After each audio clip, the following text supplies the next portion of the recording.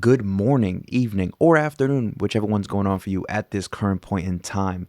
As you can see, these are the new brackets or handrail brackets, handrail anchors that I installed.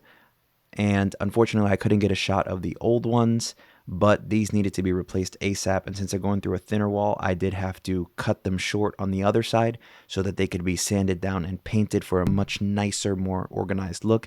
And yes, before you ask, I did use an oscillating tool to try to get a flush cut, but my Beyonce blades, they suck with screws. Only use them for nails.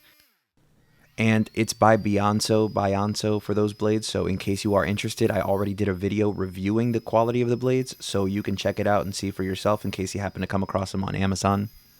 Anyways, so I came in with my M12 rotary cutoff, and we can get this cleaned up nicely before needing to sand them down.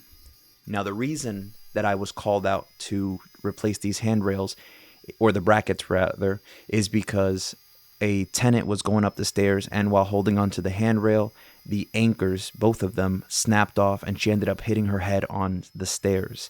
That's unacceptable, and as a landlord, you should be doing regular checks to your properties to make sure things like that don't happen, whether it's for a tenant or whether it's a business. Somebody walks in the front door, there's no chance of them tripping, falling, or not being able to safely traverse wherever it is that you own. That is your responsibility. With that being said, she is okay, in case you were wondering, and she's not going to sue or anything like that. But this is something for all landlords and all property owners. Please take better care of your properties and make sure, especially if you're collecting rent from people, you should regularly be optimizing their quality of life and optimizing their safety so that they're happy and willing to stay a tenant for you for as long as they want. Let's just hurry this along. Next up, we're going to come in with our sanding band and make this thing as flush as possible. If for whatever reason you have to go out to the hardware store and get some sanders or some paint or anything else to finish this to make it look beautiful, in the meantime, if anybody happens to be going up or down the stairs and they pass their hand over that, they're not going to get a handful of metal shavings or potentially cut up their hand with some remaining screws. Make this nice and clean. You're then going to come in with your best tool, which is your hand, and make sure these things are completely flat to the touch and safe. And a pro tip, if your cutoff wheels happen to break, be very careful. They can go flying or potentially break on you, so replace them and keep going.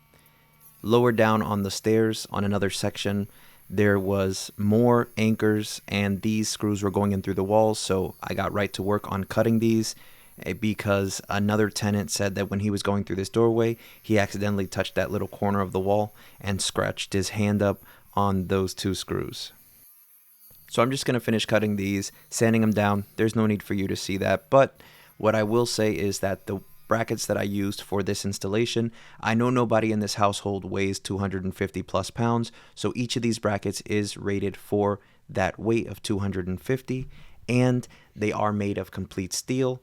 They also include these screws for mounting the bracket to the wall as well as the handrail to the bracket. They shouldn't be spaced more than 48 inches or 4 feet apart. That's just what they want. That's the max distance for complete safety. And if you have heavier people in your home, then you should find higher rated weights or add more brackets. Either way, I'm out of here. And until next time, work smart.